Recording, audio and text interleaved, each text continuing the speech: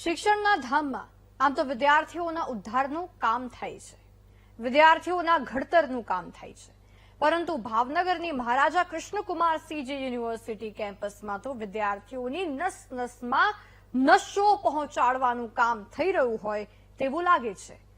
આવું અમે કેમ કહી રહ્યા છીએ, તમે ખુદ જુઓ આ રિપોર્ટમાં.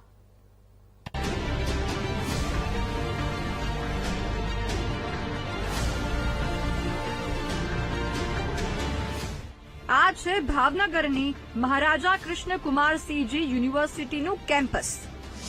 અહીંયા દારૂ મળે છે, કફ સિરપ મળે છે, ગાંજો અને ગોગો પેપર મળે છે. માન્યમાં ન આવતું હોય તો આ દ્રશ્ય જોઈ લો. યુનિવર્સિટી કેમ્પસમાં જ્યારે એનએસયુઆઈના કાર્યકરોએ તપાસ હાથ ધરી તો યુનિવર્સિટીના દરેક ખૂણેથી નશાનો સામાન મળી આવ્યો. દારૂ અને કફ સિરપની બોટલોનો તો આખો ઢગલો જ મળી આવ્યો.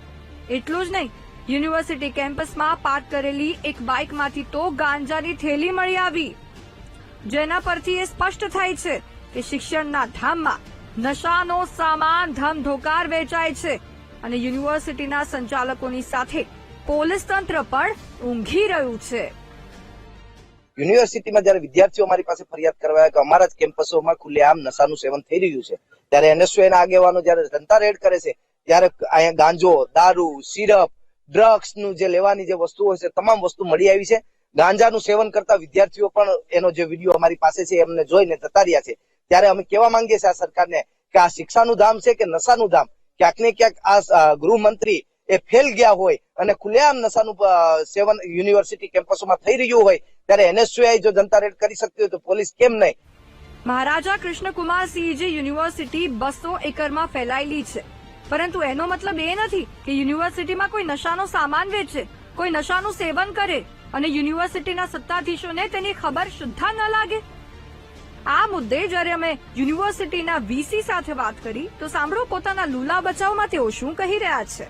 મને પણ એવી માહિતી મળી છે કે ભાઈ ક્યાંક કોઈ વિદ્યાર્થીઓ સ્કૂટર ઉપર બેઠા હશે અને બાકી એક વિદ્યાર્થી યુનિયનના કાર્યકર્તાઓ આવ્યા અને એ ભાગી ગયા અને એમના સ્કૂટરમાંથી ગાંજો મળ્યો છે. એટલે કોઈના સ્કૂટરમાંથી ગાંજો મળ્યો હોય એ તો બનવા જોગ છે, બનવું પણ હોય, સાચી વાત પણ હોય. પણ હવે કોઈ આવીને આખા કેમ્પસની અંદર કોઈ સ્કૂટર લઈને બેઠવું હોય તો આપણી નજર પણ ન હોય, સિક્યોરિટીનું પણ ધ્યાન ન હોય. આમ છતાં જેવી જ આ ખબર મળી એટલે અમે તાત્કાલિક એ આખો વિસ્તાર છે એ વિસ્તાર સાફ સફાઈ થાય અને સિક્યોરિટીને અને બાંધકામને કડક ધ્યાન રાખવાની સૂચના પણ તાત્કાલિક આપી દીધી છે. યુનિવર્સિટીના વીસી સ્વીકારે છે કે ગાંજો મળ્યો, સાથે સાથે છટકબારી પણ શોધી રહ્યા છે. ત્યારે સવાલ એ થાય છે કે યુનિવર્સિટી કેમ્પસમાં નશાનો સામાન વેચાય તેની કેમ સત્તાધીશોને ખબર નથી? સિક્યોરિટી હોય તો કેવી રીતે નશાનો સામાન વેચનારા યુનિવર્સિટીમાં ખુલ્લેઆમ ફરે? યુનિવર્સિટી કેમ્પસમાં કોણ યુવાનો સુધી નશાનો સામાન પહોંચાડી રહ્યું છે? મુદ્દો અહીં યુવાનોને નશાની લત લગાડવાનો છે. યુનિવર્સિટી કેમ્પસમાં નશાનો સામાન વેચાઈ રહ્યો છે તેનો છે. મુદ્દો ગંભીર છે. તેવામાં આ મુદ્દે શિક્ષણ વિભાગ ક્યારે જાગે છે અને યુનિવર્સિટી સામે કડક પગલાં ક્યારે ભરે છે તે જોવું રહ્યું. Raju Baraiya, VTV news, Bhavnagar.